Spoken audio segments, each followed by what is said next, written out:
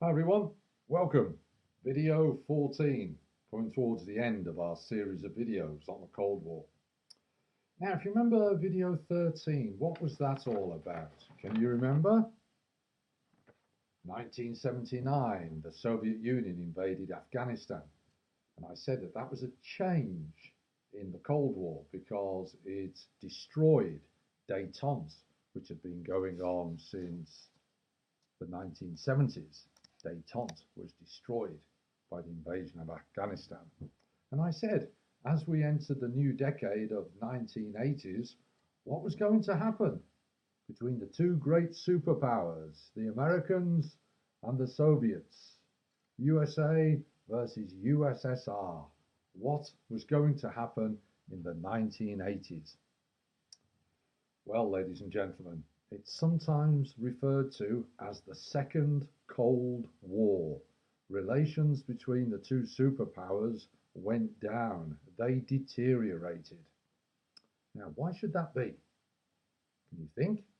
Well, obviously, the Afghanistan invasion had a part to play.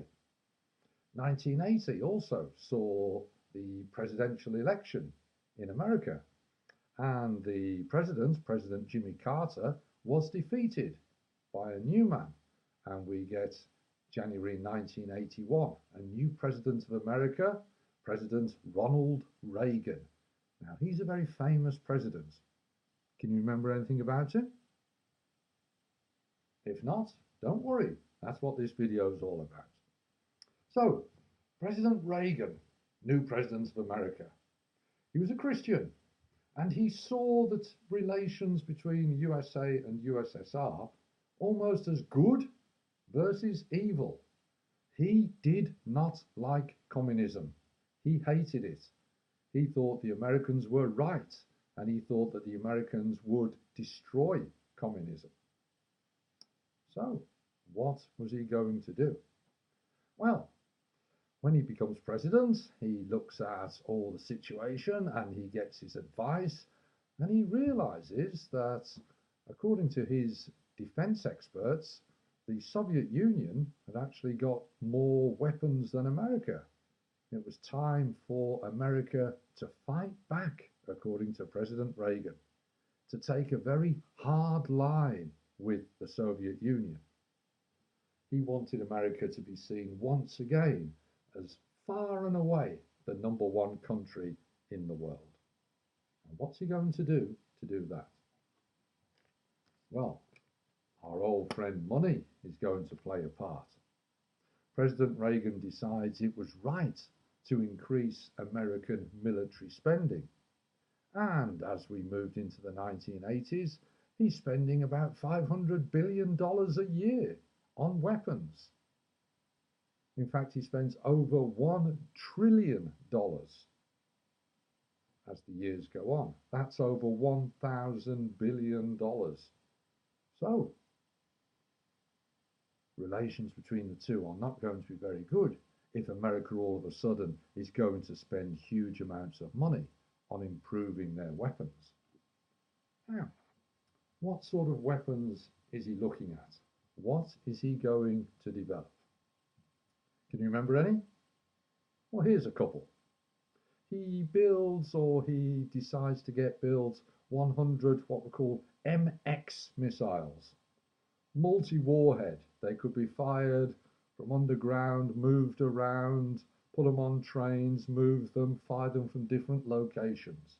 The MX, a very powerful weapon. He decides to develop the stealth bomber. Stealth. Could the Russians track it by radar? Stealth bombers. He decides to build 6 Trident nuclear submarines. And he also decides to build the neutron bomb. Now, the neutron bomb is a new type of nuclear warhead, whereby it's not so much aimed at killing people, it's aimed at destroying the buildings, destroying the cities. And people are beginning to think, does Reagan think he can actually win a nuclear war? And some people thought, wow, I think that's the way he's heading. It was a very, very difficult time. People were worried. He also decides to build cruise missiles, and that was in an attempt to balance out the Soviet missiles. They had SS-20 based in their countries in Eastern Europe, aimed at Western Europe.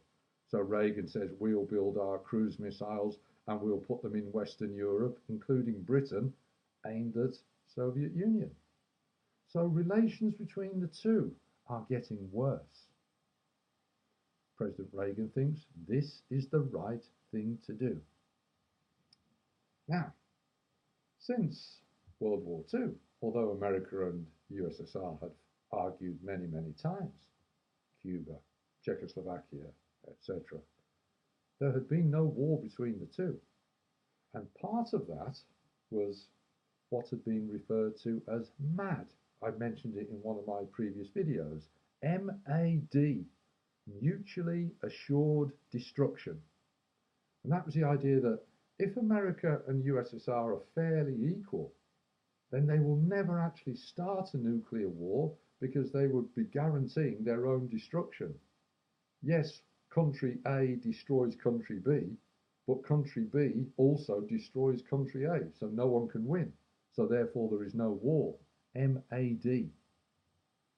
In Reagan's time, people said, whoa, I think he's moving away from MAD, MAD, and he's moving to NUTS, NUTS, Nuclear Utilization Target Selection. In other words, take out all of the Soviet missiles and somehow America would survive a nuclear war. They could win a nuclear war. People were worried. The relations between the two are getting worse and worse and worse. So it was a tricky time. Now, there were still attempts at nuclear talks, the strategic arms reduction talks. You might know them as START. Just refer to them as START in the exam, START talks. And they're arranged for 1983. But they didn't really make much progress, ladies and gentlemen. For a start off, Reagan, he doesn't really want to talk at the moment. He called communism and the Soviet Union, he referred to them many times and in many famous speeches as the evil empire. Evil empire, good versus evil. In 1982, there were some problems in Poland. And there was a trade union in Poland called the Solidarity Movement, led by a man called Lech Wałęsa. And he was trying to get more independence, more freedom in communist Poland. And of course, the communist government were trying to stop this, putting the leaders in prison. And President Reagan speaks out in support. America supports Lech Wałęsa and the trade unions.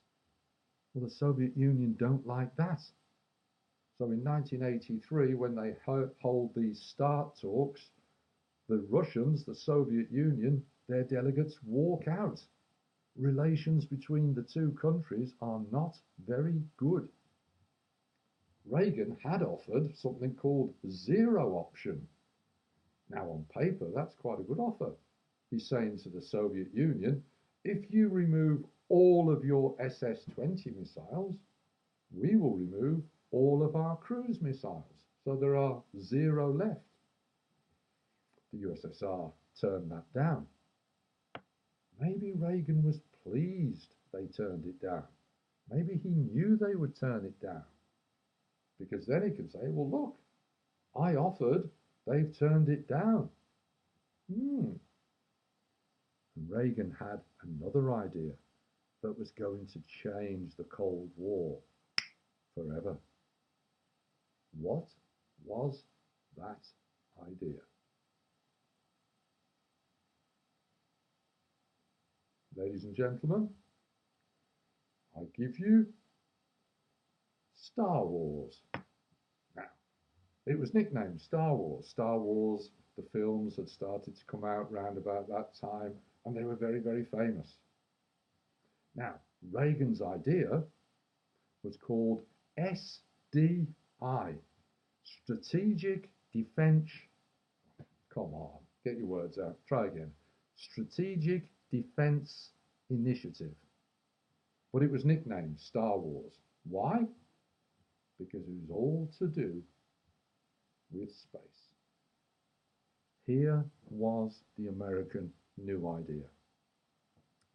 They planned to develop weapons here on land, weapons and satellites in space, involving radar and lasers. And this was the plan. Put satellites in space so that if a war was developed and the Soviets sent their missiles to bomb America, using Star Wars or SDI, the lasers in space would zap the missiles aimed at America. So in other words, America would be protected. It would be like having a shield, protection. Hit my face, you can't, because the shield's in the way. Or putting it another way, it was as if America was protected by a huge umbrella.